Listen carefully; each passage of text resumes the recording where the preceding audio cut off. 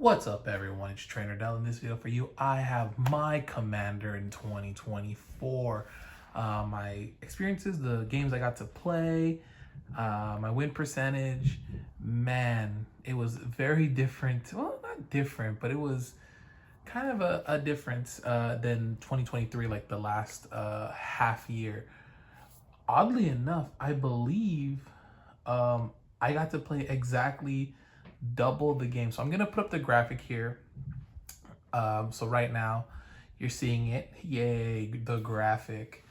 And you can see that I got to play 98 games this year and I won 54 of them with basically a 55 win percentage. So in every game I played, I I had half of a chance of winning, I guess you can say, which is that's really big. That's like taking out not just one whole player that doesn't stand a chance, but like kind of edging into the or creeping into the percentage of another player per se. Um, I want to say the standouts are the Cassandra deck, if you see it down there. The Olivia Precon going 2 for 2. We had 2 Precon games this year, and as you can see, I won those 2. And I think it just has to do with like the treasure, like her generating treasure and everything is crazy. So okay, yeah, I'm going all over the place. Let's go down the list. With first one being my Olivia deck. Played it 10 times this year. Almost didn't get into double digits until like the last week. I got like an extra game in. And yeah, I think I was like 9-5, and then getting that one extra game, and I won that game. So 60%, not too bad, not too shabby, considering Ryu. I played 11 times to also get 6 wins. I wanted to ensure that the ones that you see in front of you here, my decks that I said I would keep would at least get played into the double digits. And I definitely did do that. With Eloise, less so, just because I felt like it's a combo deck and it was like more for just high powered. Like whenever we played like more high powered stuff, it was Eloise or my 12th Doctor. I'm not saying like they're EDH level at all, but just like in my own play group with my friends, like when we're like, all right, let's go all out. Like no, you don't have to politic, no politics. Let's just attack each other and like build our boards and just see who wins the fastest. It was usually those 2 decks, and that's why they have, oddly enough, both 8 wins on the year. It's crazy. But yeah, so Eloise combo deck, everyone knows what it does. It like just like last time, I think the numbers are exactly the same. They're just doubled. I believe I played the deck 5 times in 2023 here at the apartment, and then won 4. So its percentage is basically the same, which is so funny to me.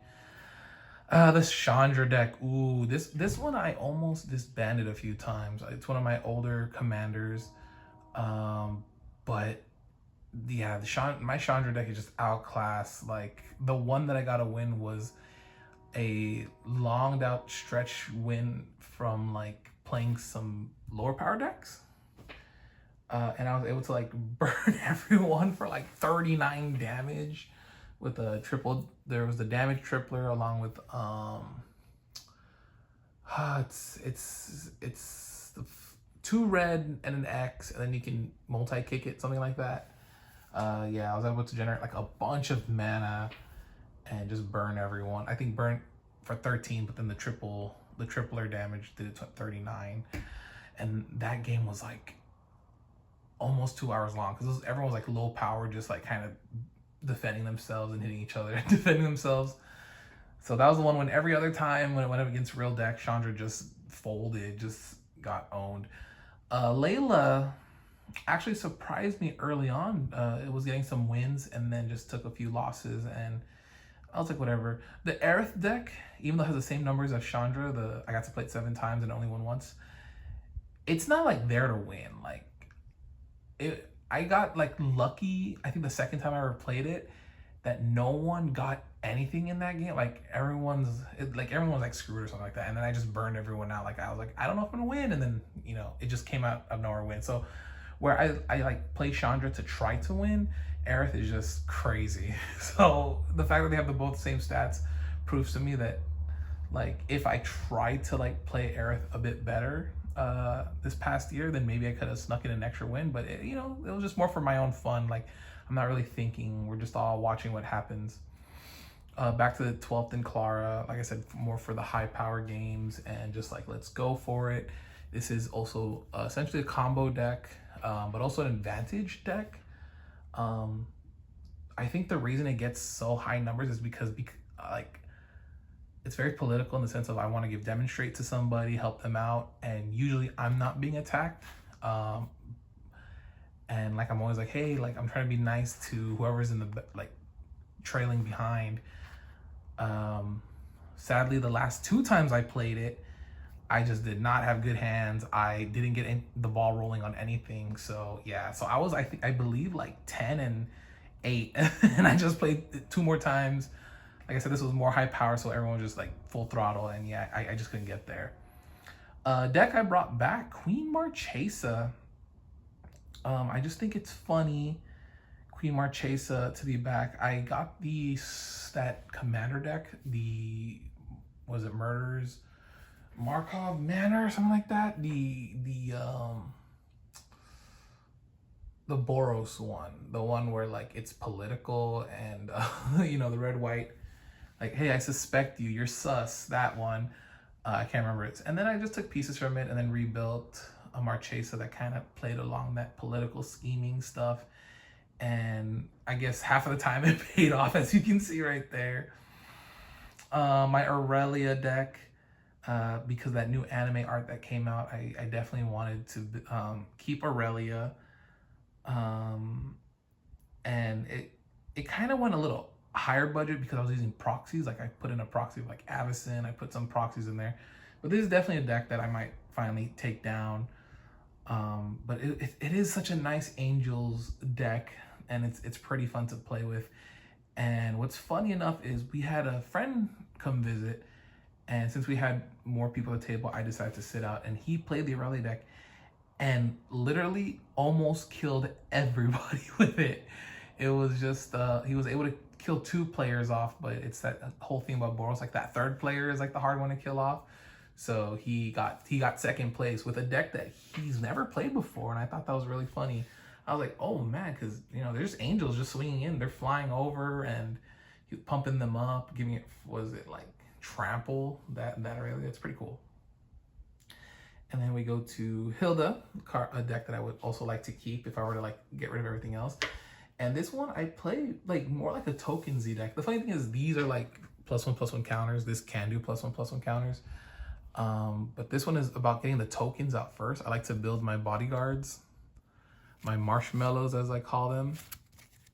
And then yeah, just get really big and take out like the biggest threat, and then hopefully it snowballs from there, and then I can take out the other 2 players, especially with stunning them down and just like not playing pure stacks per se, which would be horrible. No one should do that. But yeah, it was just really fun. And obviously I don't think you guys seen it before unless you have on the channel, like my Elsa thing that I printed out, proxy, I like having that there. And then here is Jill Valentine for this deck that I mainly use. But you know, the real cards are also really good artworks and bangers. The Cassandra deck, the one from Assassin's Creed, really took my by surprise. I didn't think it was gonna do as good. I just thought, oh, casual Boros deck. And there were just things I was doing it because it reminded me a lot of my Wylith, except restricted a bit, where Wylith is just on attack, and I believe Cassandra needs to like hit or something like that and then draw the cards. So yeah, I just thought it was just really cool. Again, a deck that I might take apart and just put into Ryu. I might put Cassandra in here and make Ryu, instead of a +1/+1 counter, more of what everyone does. I don't like to do what everyone does, and I say that while I have like, you know, Clue Aristocrats and basically stunning. But yeah, I think Ryu this next year will be turned more into that casual Boros equipment deck that'll just be more for fun. And then yeah, like lastly I said about the Olivia Precon. My goals for this year is, except for these three, keep all my decks. I'm gonna try to have them under $100. I think that's a cool budget. I think that's more fun for me to explore like newer cards or stuff and different synergies and things. Not that I know if I'm gonna be selling stuff off from some of these decks. What makes this one pricey, what makes my Eloise, if you saw the list, is basically because a lot of it's proxies. The price there is how much it would be if they were all real. But I have a lot of proxies of fetch lands and shock lands, and I do own them. They're just in other decks like here and stuff. So these ones I'm fine with keeping the price point they are, but I kind of want to down tune. Like Hilda is what inspired it, because Hilda has this really good, she was really good in terms of the numbers, and I tried keeping the price down. I didn't even want it at 60, but you know, card prices fluctuate, so some went up, and I'm like, ooh, should I just take out a land and put in a basic? But then, you know, I don't want the deck to be super unplayable, you know. But yeah, that's just the numbers. Man, almost 100 games last year, and didn't really go into shops like locals. I think if you want to get the most out of your commanders, and obviously go to your locals, see if there's either a commander league or just a nice commander night and play. We have a weekly game night here. Sometimes it doesn't fire off. Sometimes you know, friends or I get sick or there's not enough players, so we just do other stuff like go eat, play Smash Bros, Mario Party, different things. Like it wasn't always Commander. There was some Yugi nights in there, some Y Schwartz nights, all that stuff. And if you're sticking around to this part of the video, thank you so much. Thank you so much. And gonna give you this bonus of I put this on screen, but you'll get glare. But the Y Schwartz, the Y Schwartz. I actually went back, thinking about crunching the numbers for the commander. Made me want to look at my Y Schwartz numbers on the channel, and boom, flash it. It's on the screen right now. It's up. I'm just talking over. I played 82 games, give or take. Again, I may have missed a video here or there, but that's crazy, man. I played like a basketball's worth of season of Y Schwartz on this channel and went 50. So that's went 41, went 50%. I remember her dominating early last year. So she played a total of 51 games and won 30 of them for near 60%, 59 basically percent. And Mugi right here with 38 games, with winning 15, he was closer more to the 39, 40%. So it's kind of like, it kind of evens out with Puddin's numbers in a sense, where like Puddin's like closer to 60, he's closer to 40.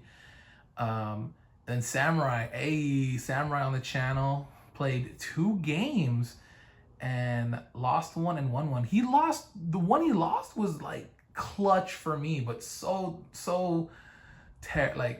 devastating for him. Like he almost really didn't get it. And Samurai, you know, if you're listening, you know, you're a trooper, man, because that game that you won, if you guys go back and watch it, he straight up dominated me. And that's how Weiss goes sometimes. You can be really close, you can dominate, you can make a great comeback. That's why I love Weiss. So this is the little bonus video. 87 games, I believe, were played on the channel overall amongst us. So yeah, thank you Puddin, Mugi, Samurai, for even being on the channel and playing with me. Thanks to my boys, Neheshi, I believe Lil Trejo was here too. I shouldn't even say Lil, you're older now, bro. Let's see, Baby Drake, Big Time Willie, Jerry Beansman. That's not, you know, but it's just like, you know, thank you guys for coming over, playing all the time, and hanging out this past year. It was amazing. And to everyone else in your guys' play groups and your guys' friends, I wish you guys the best of luck and have the most fun this year. I know card games are crazy, it feels like, this year more than others. But yeah, just enjoy the hobby, and thank you so much for watching. All right, peace.